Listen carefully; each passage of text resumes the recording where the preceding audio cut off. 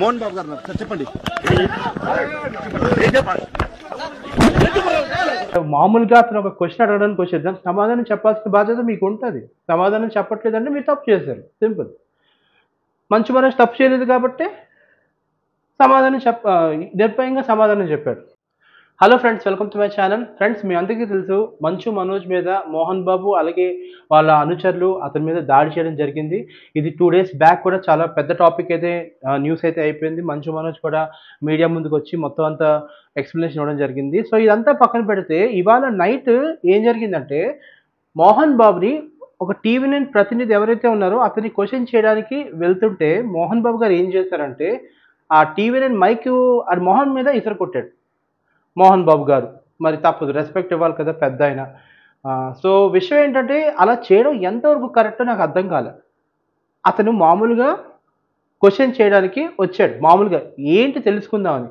నిజంగా చెప్తున్నాను ఫ్రెండ్స్, ఈ విషయంలో మాత్రం మంచు మనోజ్కే నేను సపోర్ట్ చేస్తా. ఎందుకంటే మంచు మనోజ్ ఎటువంటి తప్పు చేయలేదు కాబట్టి మీడియా ముందుకు వచ్చి ధైర్యంగా అన్ని విషయాలు సామరస్యంగా పేషెన్స్తో చెప్పగలిగాడు. అదే మోహన్ బాబు గారి విషయానికి వస్తే ఏం జరిగింది, మోహన్ బాబు గారు క్వశ్చన్ అడిగితే కనీసం సమాధానం చెప్పకుండా ఆ మైక్ తీసుకొచ్చి తల మీద కొట్టాడు. అంటే తప్పు చేసింది మోహన్ బాబు అండ్ మోహన్ బాబు అనుచరులు మాత్రమే తప్పు చేశారు. సో తప్పు చేస్తేనే మనకి మాటలు రావు, మాట్లాడడానికి ఇష్టపడం. ఎందుకంటే అది బేసిక్గా హ్యూమన్ సైకాలజీ. మనం తప్పు చేయకపోతే నిర్మోహమాటంగా అన్నీ చెప్తాం, తప్పు చేస్తే కనీసం సమాధానం కూడా చెప్పం. ఇది బేసిక్గా హ్యూమన్ సైకాలజీ. సో ఖచ్చితంగా మోహన్ బాబు గారి తప్పు అయితే ఖచ్చితంగా ఉంటుంది. ఎందుకంటే కనీసం మినిమం మీడియాని రెస్పెక్ట్ లేకుండా, బేసిక్గా మనం మీడియాని ఎంత రెస్పెక్ట్ చేస్తామో మనందరికీ తెలుసు. అలాంటి మీడియాని రెస్పెక్ట్ లేకుండా మైక్ ఇసిరేసి, నేను మీకు కావాలంటే విజువల్స్ కూడా మీకు చూపిస్తాను. ఆ విజువల్స్ నేను చూశాను, అది మీకు చూపిస్తాను చూడండి. చాలా దారుణంగా, చాలా చాలా వైలెంట్గా బిహేవ్ చేశారు పబ్లిక్లో. సో మీరు అలా బిహేవ్ చేస్తే సో చాలామంది ఏమనుకుంటారంటే, ఖచ్చితంగా మీరు ఇక్కడే అలా బిహేవ్ చేశారు, సో మంచు మనోజ్ విషయంలో మీరు ఇంకెంత బిహేవ్ చేసి ఉంటారో, ఇంకెంత హార్ష్గా బిహేవ్ చేసి ఉంటారో అందరికీ తెలుసు. ఆ వీడియో బట్టి మనకు అర్థమైపోతుంది.